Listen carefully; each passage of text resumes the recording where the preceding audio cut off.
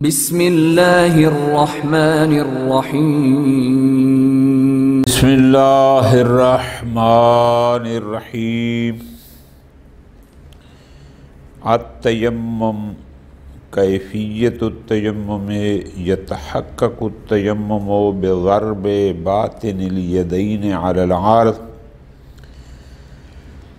ثم مسح ما علی الجبهہ والجبینین من قصاص الشعر الى طرف الانف الاعلی والحاجبین الى آخر۔ کتاب الطہارہ، طہارت من الحدث کی بات چل رہی تھی۔ طہارت من الحدث کے لیے سب سے پہلے بیان فرمایا وضو کا۔ وضو کب واجب ہوتا ہے، وضو کیسے کیا جاتا ہے، اسباب وضو اس کا ذکر ہوا۔ پھر اس کے بعد بات ہوئی طہارت من الحدث کی، غسل کہ غسل سے بھی انسان کو طہارت من الحدث حاصل ہو جاتا ہے۔ کتنے ٹوٹل غسل واجب ہوتے ہیں، کب واجب ہوتے ہیں، غسل کیسے کیا جاتا ہے، یہ بحث بھی مکمل ہوئی۔ ان کو کہا جاتا ہے طہارت مائیہ، یعنی پانی کے ساتھ طہارت من الحدث حاصل کرنا۔ آج بحث شروع فرما رہے ہیں تیمم کی، کہ اگر انسان وضو اور غسل نہ کر سکتا ہو تو پھر اس کا آپشن ہوتا ہے طہارت ترابیہ۔ اس کی اپنی شرائطیں انشاءاللہ آئیں گی کہ تیمم کب کیا جاتا ہے۔ طہارت ترابیہ کو ہم تیمم کہتے ہیں کہ انسان وضو غسل نہ کر سکے، یعنی پانی کا استعمال چند شرائط کی وجہ سے نہ کر سکے تو پھر وہ تیمم کرتا ہے۔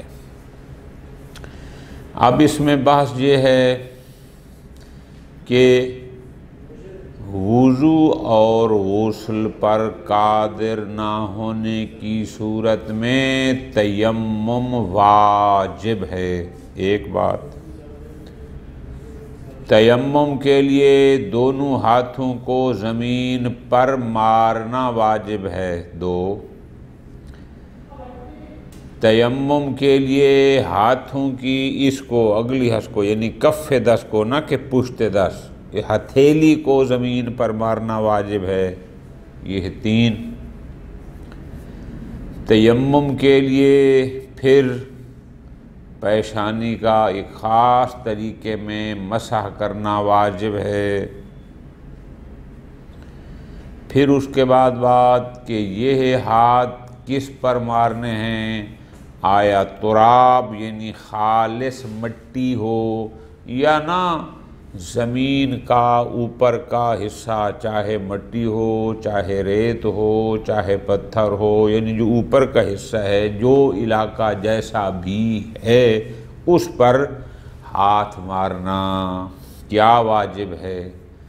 اب یہ آیان بحث ہے۔ پھر وہ جو زمین پر ہاتھ مارنا ہے، آیا ایک ہی دفعہ ہم زمین پر ہاتھ مار لیں تو بس کافی ہے، یا نہ دو دفعہ ہاتھ ماریں، ایک دفعہ پیشانی کے مسح کے لیے اور ایک دفعہ پھر ہاتھوں کے مسح کے لیے، یہ کیسے کرنا ہے۔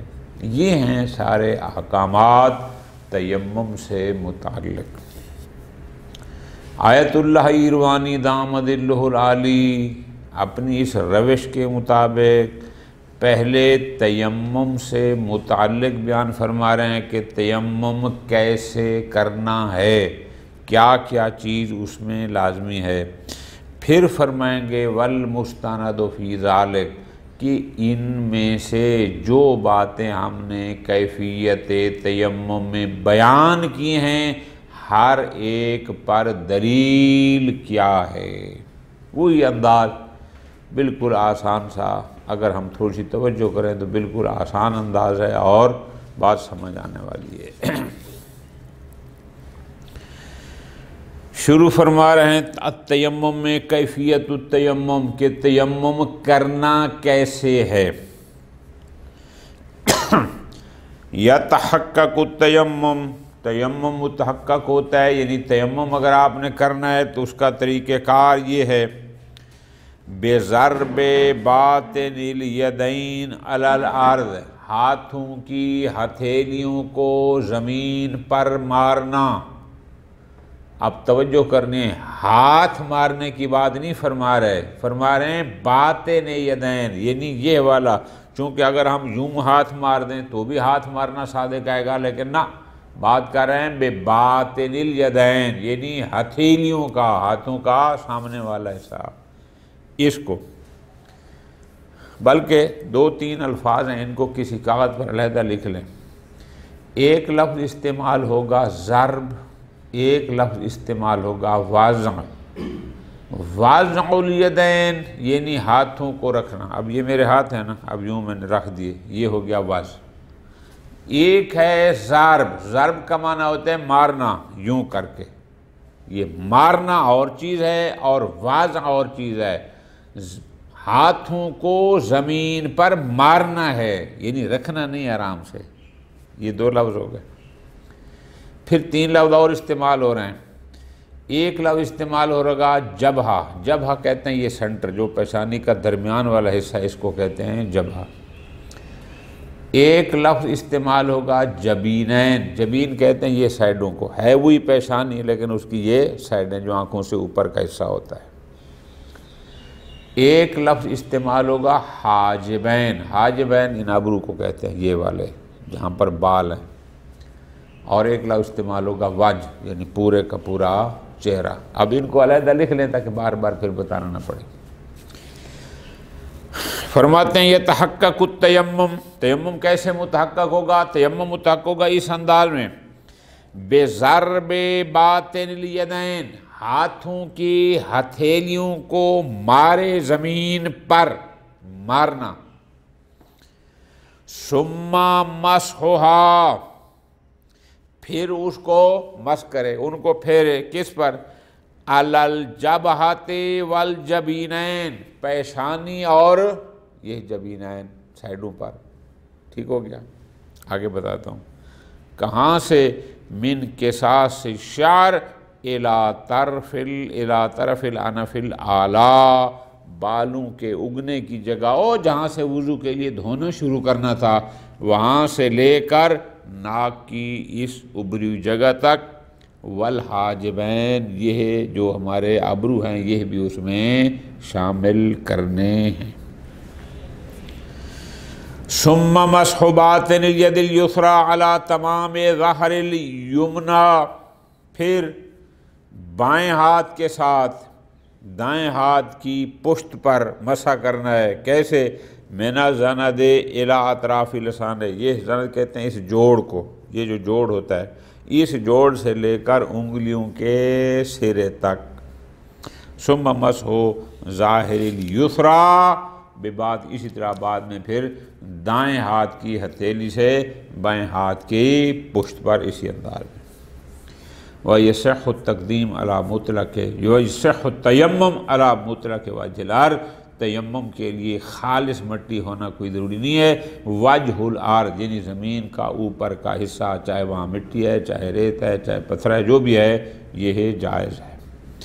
اب یہ تو ہو گئی باتیں کہ تیمم اس طرح اگر کوئی کرے گا تو تیمم متحقق ہو جائے گا، لیکن ہمیں ان میں سے ہر بات پر دلیل چاہیے، پوری توجہ آگا۔ پہلی دلیل کہ زمین پر ہاتھ مارنا ہے، رکھنا نہیں ہے۔ دوسری بات پر دلیل کہ یہ ہتھیلی یعنی یہ والا حصہ زمین پر مارنا ہے، پشت دست زمین پر نہیں مارنی۔ پھر تیسری بات کہ آپ نے کہا جی یہاں بالوں اگنے کی جگہ سے لے کر ناک کے سرے تک یہاں پر جو کرنا ہے، اب اس میں بھی بحث ہے کہ کیا کرنا ہے۔ ٹھیک ہو گیا؟ الاخر اب ترتیب سے چلتے ہیں۔ فرماتے ہیں والمستند فی ذلک، یہ جو ہم نے کیفیت بیان کی ہے ہر ایک پر دلیل کیا ہے؟ اما لزوم الضرب وعدم الاکتفاء بالوضع، یہ جو ہم نے کہا ہے کہ زمین پر ہاتھ مارنا واجب ہے، عدم الاکتفاء بالوضع، فقط آرام سے یوں رکھ دینا یہ کافی نہیں۔ دلیل فَهُوَ الْمَعْرُوف، ایک تو یہ ہے کہ یہ مشہور ہے۔ مشہور کس کے قائل ہیں؟ کہ زمین پر ہاتھ مارنا، ایک تو یہ ہو گیا۔ بے تقریب ان الواردہ فی صحیحہ، اور پھر ساتھ ہمارے پاس ایک روایت صحیحہ موجود ہے زرارہ کی، وہ کہتا ہے سألت ابا جعفر علیہ السلام عن التیمم، میں نے امام محمد باقر علیہ السلام سے تیمم کے بارے میں سوال کیا کہ جناب تیمم کیسے کرنا ہے، تو حدیث کے الفاظ ہیں فَضَرَبَ بِيَدِهِ عَلَى الْأَرْضِ، امام نے زمین پر اپنے ہاتھ مارے۔ ضربہ کا لفظ استعمال ہوا ہے، واضح کا استعمال کہ امام نے اپنے ہاتھ زمین پر مارے، ایک ہو گیا۔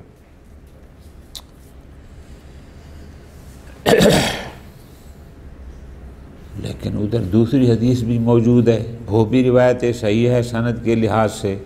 وہ کیا؟ اس روایت میں یہ ہے کہ نہیں فَوَضَعَ ابو جعفر علیہ السلام کَفَّیہِ عَلَى الْأَرْضِ، کہ امام محمد باقر نے اپنے ہاتھ زمین پر رکھے۔ ایک روایت میں لفظ ضربہ استعمال ہوا اور ایک میں وَضَعَ۔ اب کیا کریں گے؟ آپ آرام سے زمین پر رکھیں تو بھی واضح ہے، اور جب زمین پر مارتے ہیں وہ بھی زمین پر رکھنا ہوتا ہے، لیکن مارنے کے انداز میں رکھنا اور ہوتا ہے جبکہ آرام سے، یہ اور فرق ہے۔ فرماتے ہیں وفی صحیحۃ اخری، لیکن وہ روایت بھی سند کے لحاظ سے صحیح ہے جس میں ہے کہ امام نے زمین پر اپنے دونوں ہتھیلیوں کو رکھا۔ اب کیا کریں؟ فرماتے ہیں مشکل نہیں ہے، حیث ان المورد من باب المطلق والمقید، کیونکہ واضح مطلق ہے، ضرب کے انداز میں ہو تو بھی واضح صادق آتا ہے، آرام سے تو بھی صادق آتا ہے، جبکہ ضربہ ایک خاص انداز میں، یعنی یوں کر کے مارنا خاص انداز میں ہے۔ تو جہاں بھی ایک روایت مطلق ہو اور ایک مقید ہو ایک دلیل، فَيَلْزَمُ تَقْيِيدُ الْوَضْعِ، تو پھر ہم کیا کریں گے؟ مطلق کو مقید کریں گے، اور اس مقید کی وجہ سے لہذا ہم کیا کہیں کہ واضح سے مراد بھی ضرب ہے۔ اطلاق و تقیید کی بات آپ اصول فقہ میں پڑھ چکے ہیں، کوئی مشکل نہیں۔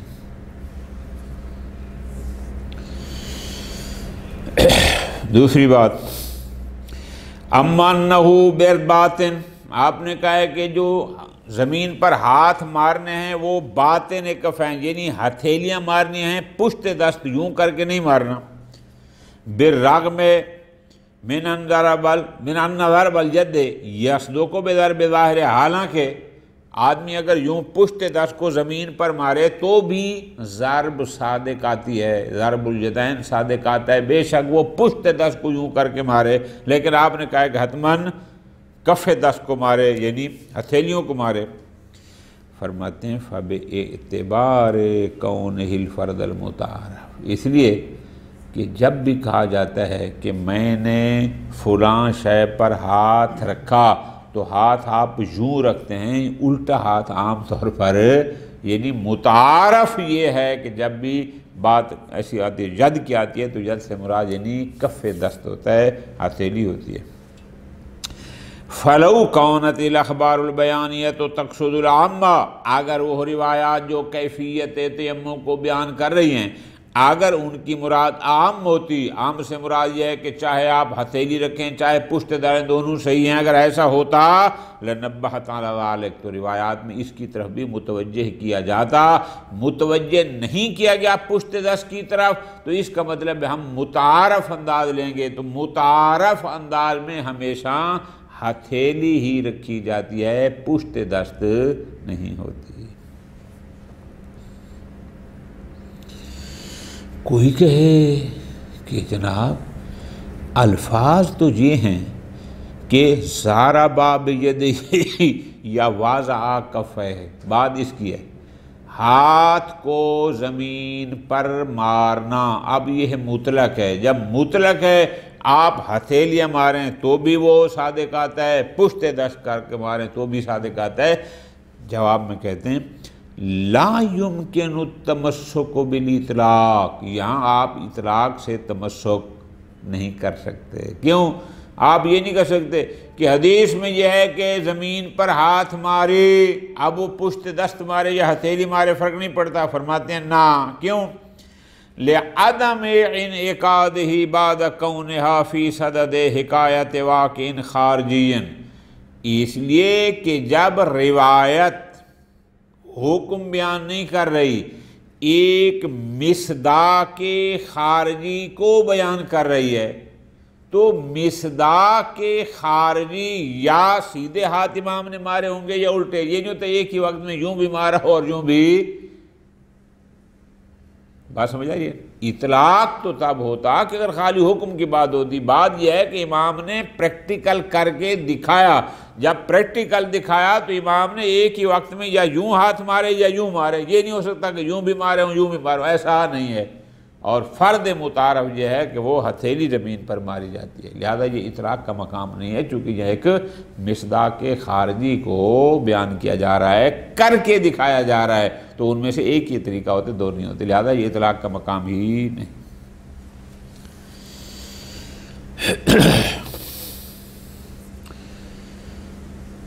اما المسح بالکیفیت المذکورہ. اب آپ نے کہا ہے، یہ تھوڑا سا آپ پیچھے جائیں پہلے صفحے میں، انہوں نے کیا کہا ہے؟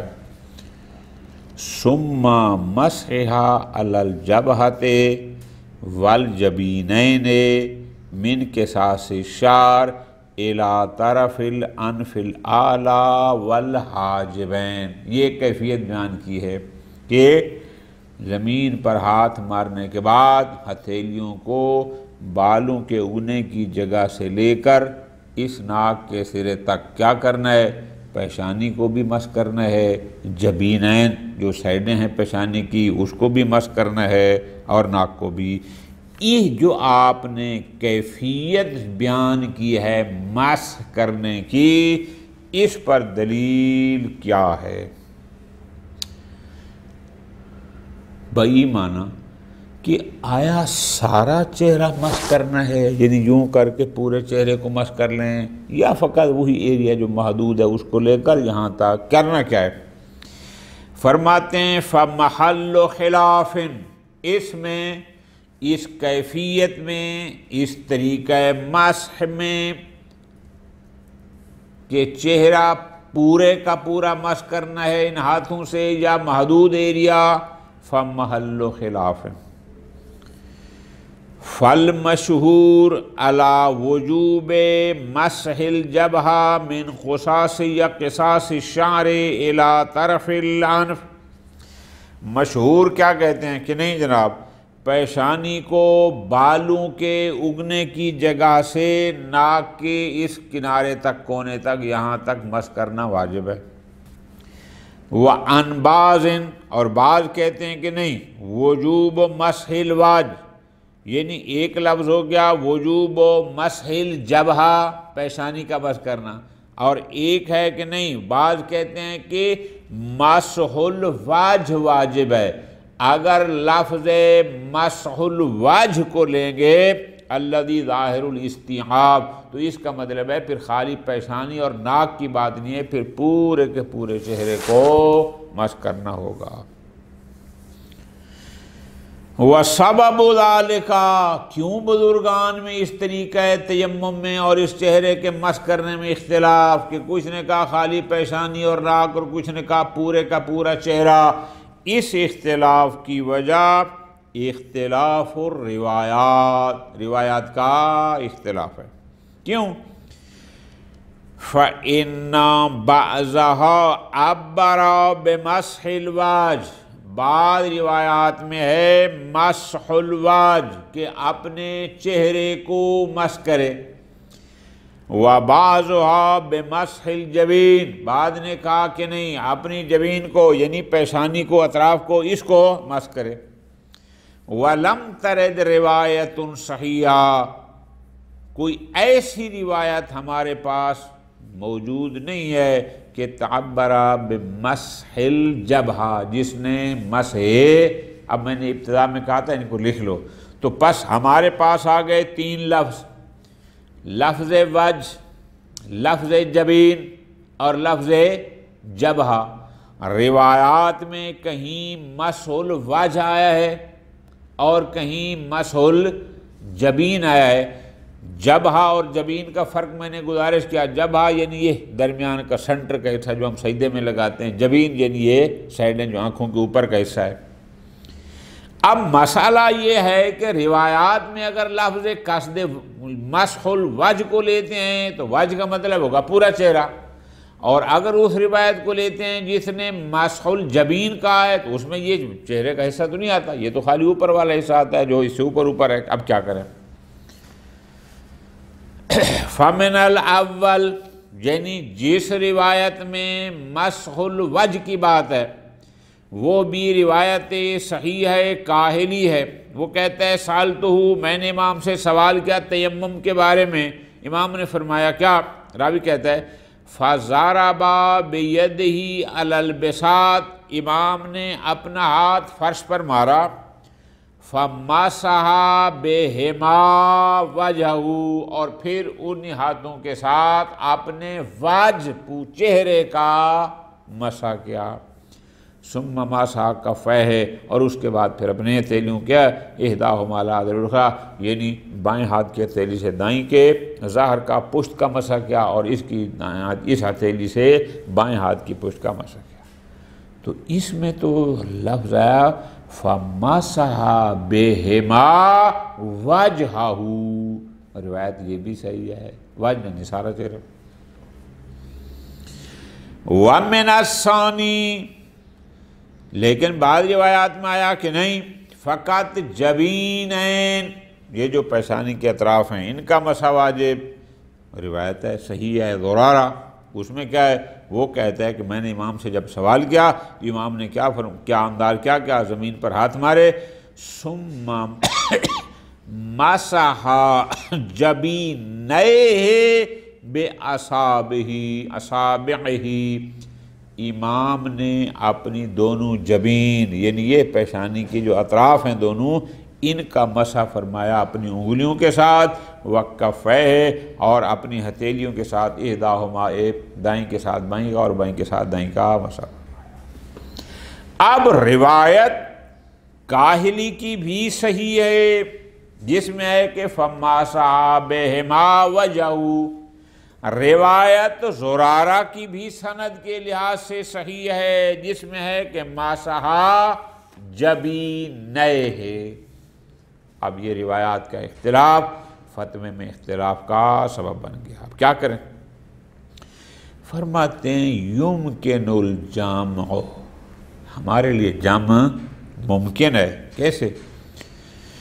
بحمل المراد من مسح الوجہ الوارد فی الصحیحۃ الاولی، کہ وہ جو روایت صحیح ہے کاہلی میں آیا کہ فَمَسَحَ بِهِمَا وَجْهَهُ، اس مسح الوجہ سے مراد یہ لیں کیا؟